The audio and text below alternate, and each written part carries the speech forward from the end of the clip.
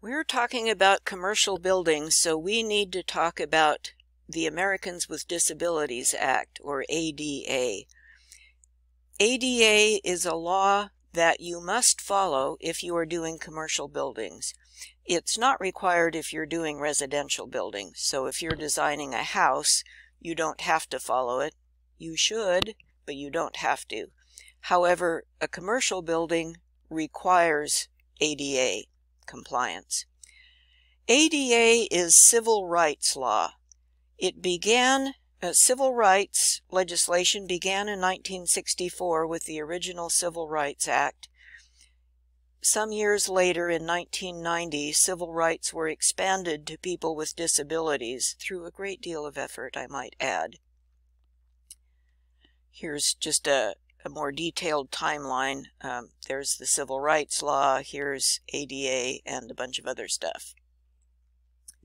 So ADA is federal law. It is a federal civil rights law, and it means that all people are entitled to access in commercial buildings. So that's the law. What you must follow as a designer is this thing, ADAG, Americans with Disabilities Act Accessibility Guidelines. And I have put a copy of this ADAG into the course for you as a PDF, so you can have a copy of it if you want to. ADA is the law, ADAG is what has all the drawings and sizes, and that's what we follow. And then the building code incorporates ADAG stuff into it. If you compare the code and ADAG, you'll see they're pretty much identical. So here are some examples of things you'll find in ADA, and I'll give you a few extras at the end. A path needs to be at least 36 inches wide. Why? Because people who use wheelchairs need that room to move their chair around. And you need to provide space for two people in chairs to pass each other, and so you need at least a 60-inch wide space. Let's be honest, 60 inches is pretty darn narrow for two chairs trying to pass each other, but that's the minimum. Or you could just be thoughtful and make the entire path 60 inches wide all the way along. Then, in places where someone using a wheelchair is going to need to turn a corner, you need a space that is 60 inches wide, 60 inches clear. And there's that number again. We talked about it when we looked at landings on ramps. We talked about it when we looked at landings on stairs, even though those are not wheelchair accessible. And now we're talking about it here. ADA requirements actually say you must allow 60 inches clear space for people to be able to turn corners. Here are a couple of things about paths. I will go on beyond that one. ADA also says you must prevent tripping hazards.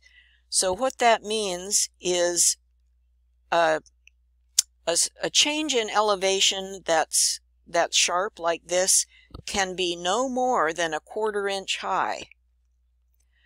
You will notice out there in the world on college campuses and city streets that the facilities staff will go out and survey the sidewalks constantly with yellow paint cans, and if they find anything, any bump that's a 1/4 inch or more, they'll spray it with yellow paint to mark a place that someone needs to come along and fix later.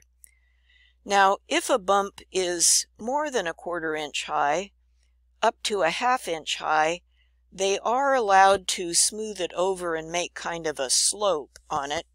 As long as the thing is sloping, it is allowed to be an elevation change of up to 1/2 inch. Although, let's be honest, that wouldn't be that easy to navigate without tripping either.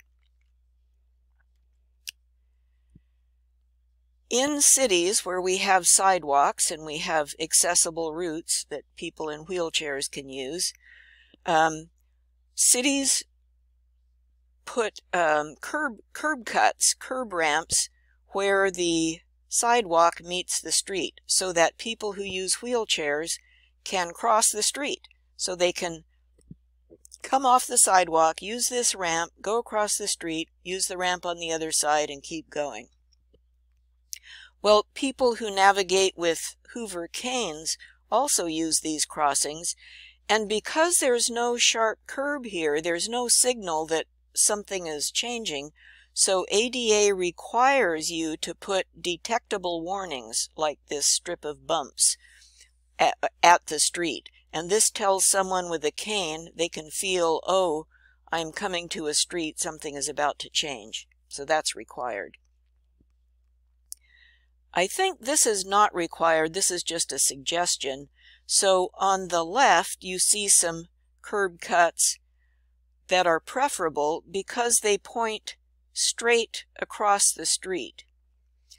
The examples, the intersections on the right, are less desirable because they have diagonal curb cuts that will point the person straight out into the middle of the intersection. So first of all, that's going to be harder for the person using a wheelchair to navigate because they got to change directions a couple of times. Second, someone using a cane is not necessarily going to realize that what direction the street goes, and they may get disoriented and not know where the other side is. So this is not so good.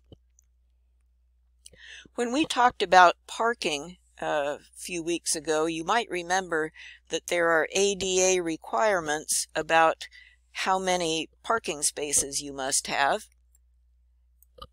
And you might also remember that if you have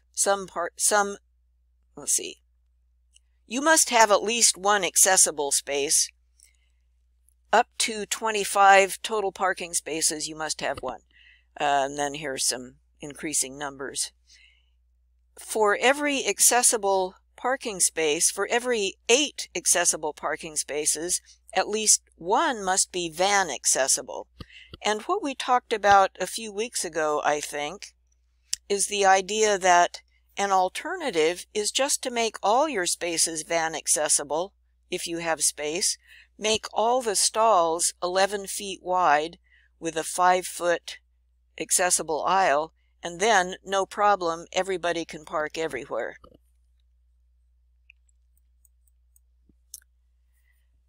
Now, some of these are extras and some are not, and some are ADA.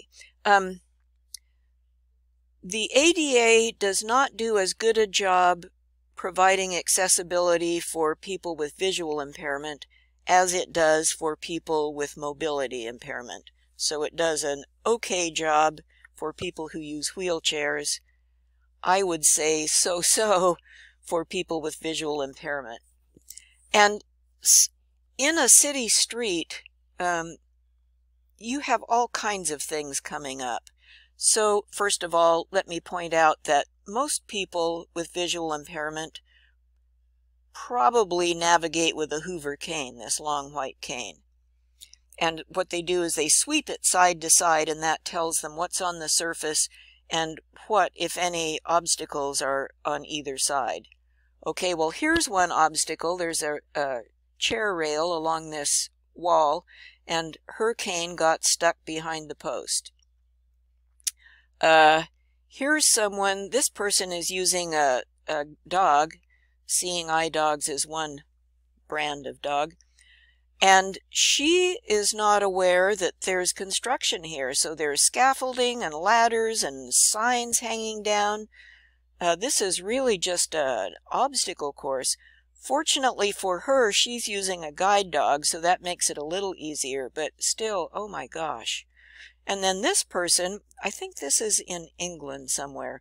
So this person is navigating with a cane, and there are no built obstacles, but someone has not kept the shrubbery clipped on the public access way, and so she is about to run into a branch.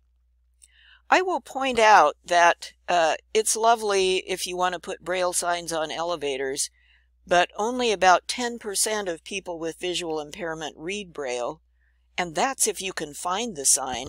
Oftentimes, you don't even know a sign is there, so it's not that helpful. Many people use Hoover canes.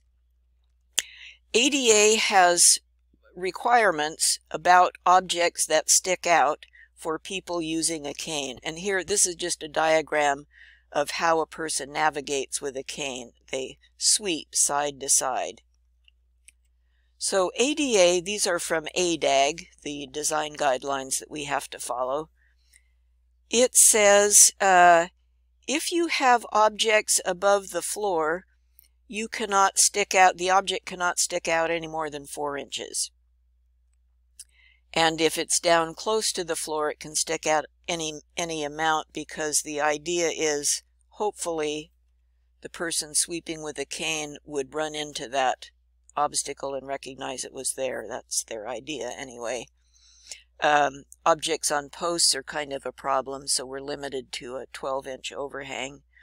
And we need to limit the bumps overhead to no less than 80 inches. What is that? 6'8".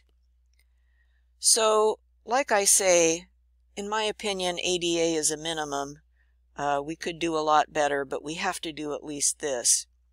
Now here's the thing. The majority of people with visual impairment do have some vision. I forget the percentage, but only a small percentage of people with impairment are totally blind. So when you're designing spaces, think about what it would be like if you had only limited vision. What you want to look for is surfaces that do not have bright glare, because that's a big problem, and contrast between light colors and dark colors. Contrast really makes it easier to pick out. Look at this. So here's this kiosk that has a white counter, a black bottom, and then a medium colored floor. That's easy to see. Then there's a trim that's black going up over each door on a light colored wall, so those are easy to spot.